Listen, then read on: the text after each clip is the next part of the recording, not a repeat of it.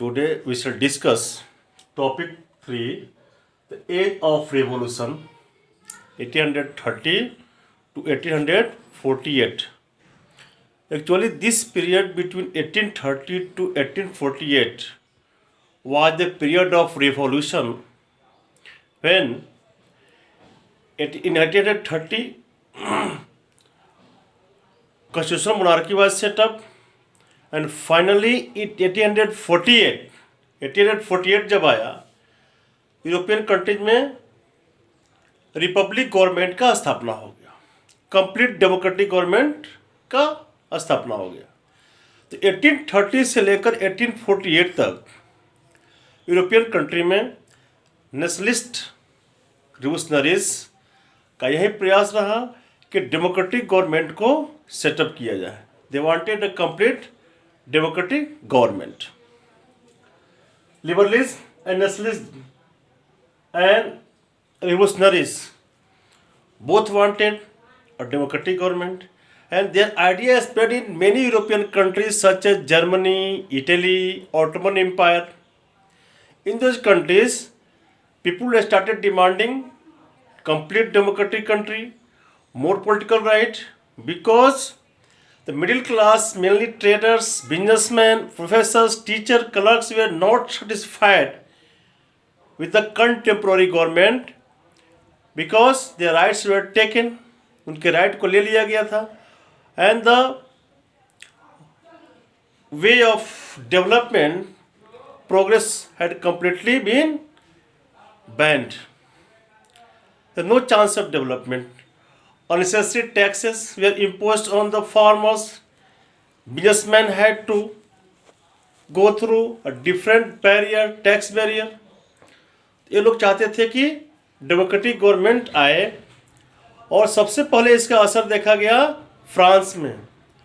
France में Bourbon family के king को हटाकर लुइस फिलिप 1830 में लुइस फिलिप फ्रांस में का रूलर बने और वहाँ पर constitutional government was setup. Bourbon family had setup absolute monarchy, and in 1830 constitutional monarchy was set up in France under the leadership of Louis Philippe, and this was also known as July revolution. इसका बहुत दूर तक impact रहा।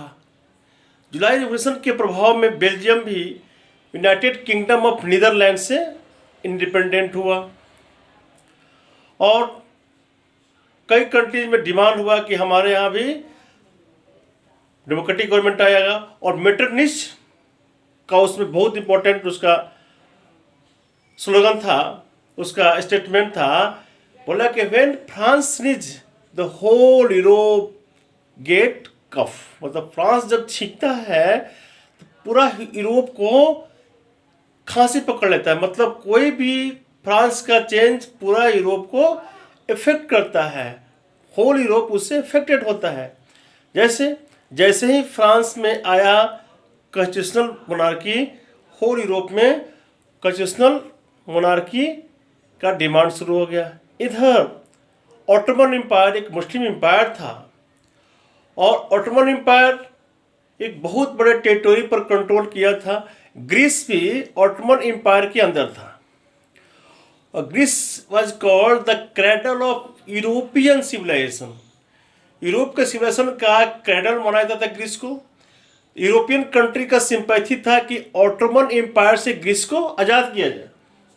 Greece cradle of European civilisation माना जाता था, तो Greece को आज़ाद करने के लिए यूरोपियन लोगों का हेल्प हुआ। कई ग्रीस के लोग जो यूरोप के अदर कंट्री में थे, वो लोग यूनाइटेड हुए। उनका प्रयास था ग्रीस को किसी तरह आज़ाद किया जाए, फ्री किया जाए ऑटोमन एम्पायर से। उसमें एक इंग्लिश पोएट थे, वो इंग्लिश पोएट का नाम था पोएट लॉर्ड बायरन। वो पैसा फंड इकट्ठा कलेक्ट किए और फाइट किए, लेकिन 1824 में फीवर से डेथ हो गया उनको। He died in 1824 because of fever. Finally 1832 में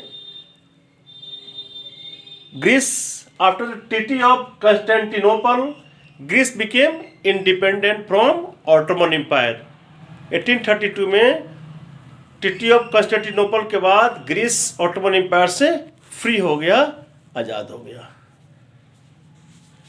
3.1 हेडिंग है the romantic imagination and national feeling. हाँ, क्वेश्चन है, क्या किसी कंट्री को बनाने में, कंस्ट्रक्ट करने में केवल आर्मी का इंपॉर्टेंट रोल रहता है, केवल पावर का इंपॉर्टेंट रोल रहता है? Is a country form only by the application of army, power, force और एनीथिंग एल्स?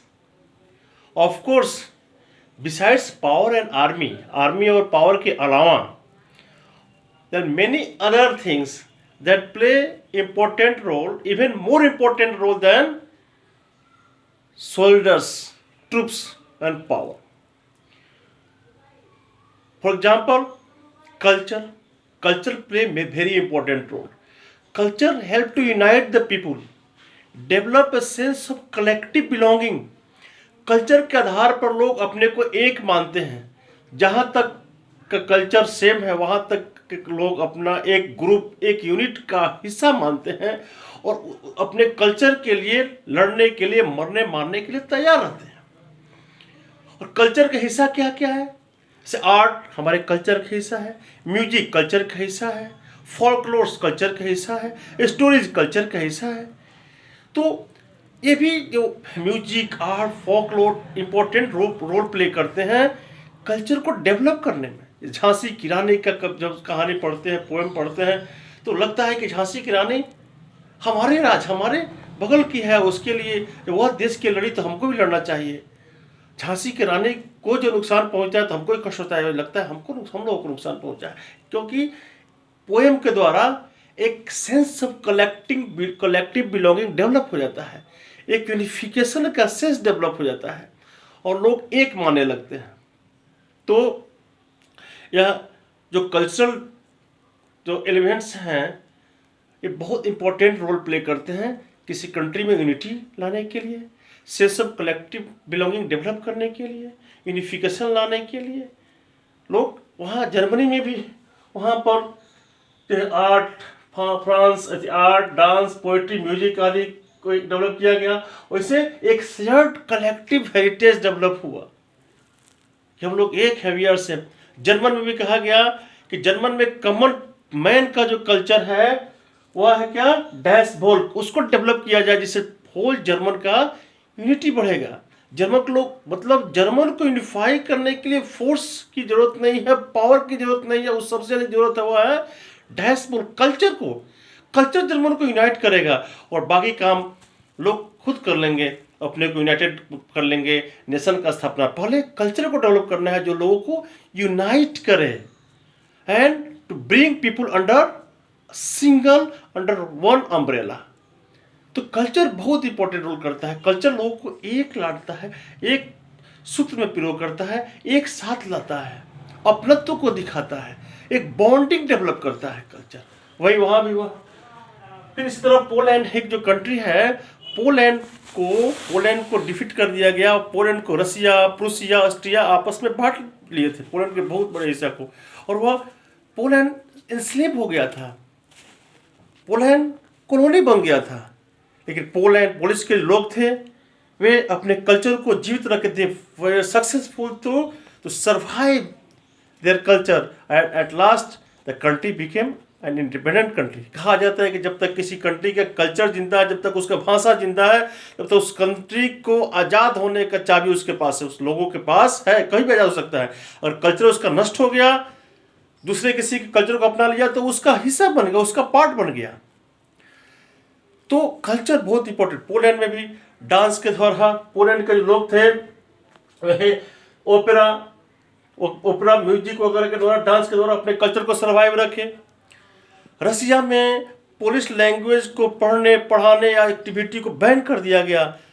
पोलैंड के लोगों को, पोलिश लैंग्वेज का यूज नहीं करना था, लेकिन ये लोग सीक्रेटली पोलिश लैंग्वेज का यूज जो है चर्च में हुआ और रिलीजियस सेरेमनी में चर्च ही लोग करते रहा यूज पोलिश लैंग्वेज का, और अल्टीमेटली पोलैंड का अपना कल्चर जिंदा था, उन लोगों को इंडिपेंडेंट होने का होप था और टाइम मिला, पोलैंड इंडिपेंडेंट कंट्री बना और आज़ाद हुआ, क्योंकि पोलैंड अपने कल्चर को जिंदा रखा। तो हम लोग we got here from this point that culture is very important.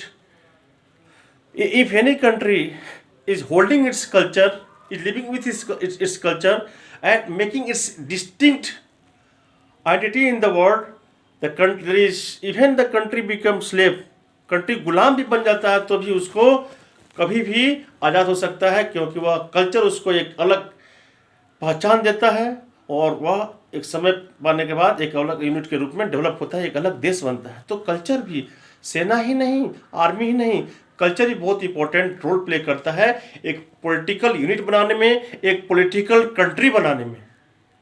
Thank you very much. जो हम लोग पढ़े थे 1830 से लेकर 1848 का 3.1 को डिस्कस किए। नेक्स्ट पॉइंट कल डिस्कस करेंगे, लेकिन आप वो जो है सब्सक्राइब कर दें इस चैनल को। सब्सक्राइब करने के बाद ही आप जितने इसके पहले का भी जो वीडियो है और बाद में जो वीडियो बनेगा, और भी कई वीडियो जो है सो आप कोर्स से कनेक्टेड हर चीज़ में जो है सो बनेगा और वो आप लोग को मिलेगा, इसलिए सब्सक्राइब कर दीजिए। Thank you very much.